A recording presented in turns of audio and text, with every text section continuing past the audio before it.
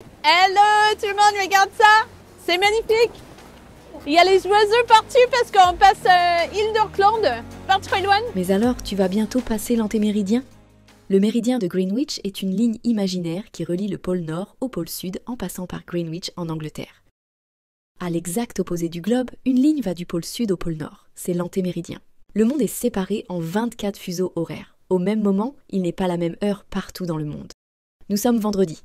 Il est midi sur le méridien de Greenwich. Dans la zone horaire à gauche, au même instant, il est 1 heure de moins. Donc 11 heures. Dans celle encore d'avant, il est 10 heures. Et ainsi de suite jusqu'à arriver de l'autre côté du globe où il est vendredi minuit. Dans cette zone, la journée du vendredi vient de commencer. Dans la zone à droite du méridien de Greenwich, il est 1 heure de plus, donc 13 heures. Puis 14 heures dans la suivante. Jusqu'à ce qu'on arrive de l'autre côté du globe, où il est vendredi 23 heures.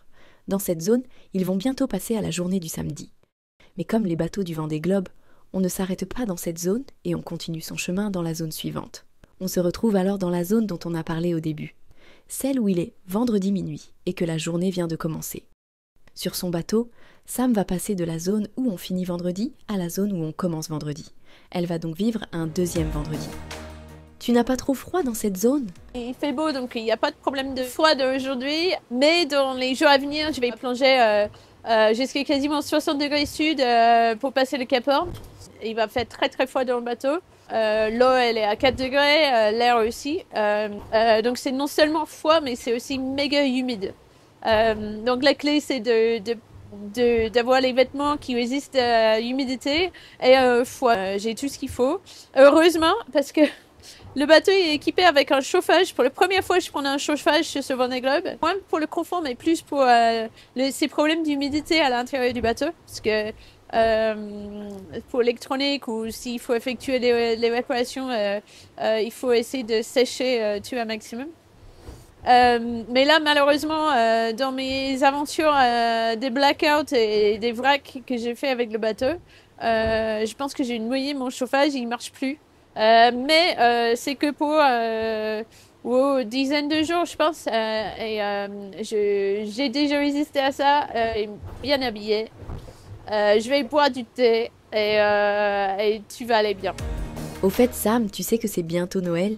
Tu as commencé à décorer ton bateau? J'ai pas trop pensé à ça parce que j'ai pas trop eu le temps. Les derniers jours étaient un peu remplis entre les tempêtes. Les problèmes techniques et puis les bricolages. Mais oui, ça arrive bientôt. Je fête quand même Noël. Je sais qu'il y a un sac dans le bateau avec des choses dedans de l'équipe, je pense, et de mes proches. Il y a quelques décos de Noël aussi.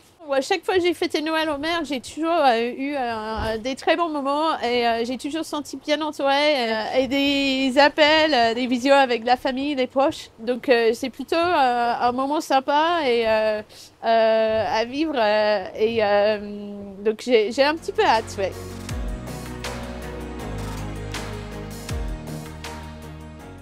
Ça y est, Sam est dans l'océan Pacifique depuis le passage au sud de la Tasmanie. Malheureusement, le fil qui la reliait au groupe de devant a cassé cette semaine. Boris Herman et Justine Métro ont réussi à revenir sur ce groupe.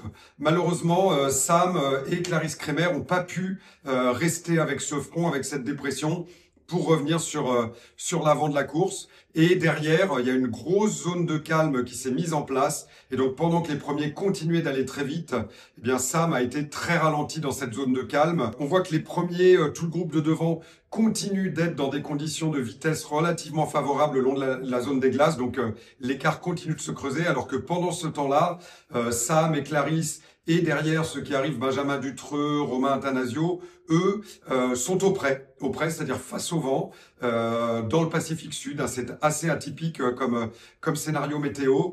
Alors, on voit tout à l'avant de la course, il y a aussi eu un scénario incroyable pendant un moment. Les trois premiers, donc Charlie Dalin, Johan Richaud et Sébastien Simon, se tenaient en moins d'1 mille. Ils se livrent un match absolument colossal et on se demande combien de temps eux et leur bateau vont encore pouvoir tenir comme ça. Voilà, on espère que la semaine prochaine sera un peu plus favorable, que Sam va trouver des conditions de vent qui lui permettront de naviguer à bonne vitesse en direction du Cap Horn.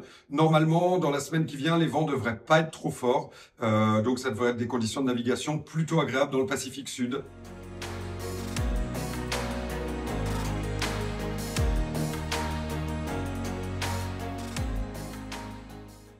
Sam, est-ce que tu amènes un gris-gris ou quelque chose qui te porte bonheur?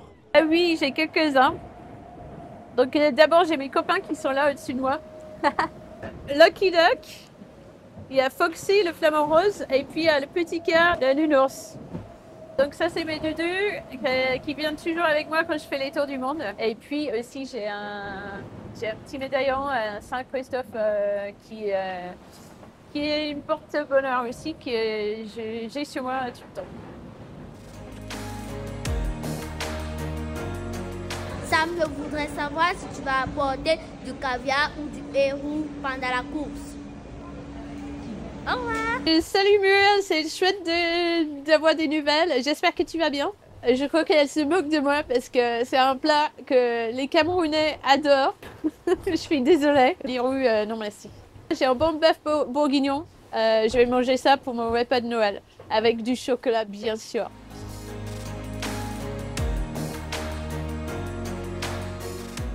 Je voudrais vous dire un énorme merci parce que je vois que vous cliquez tous à fond.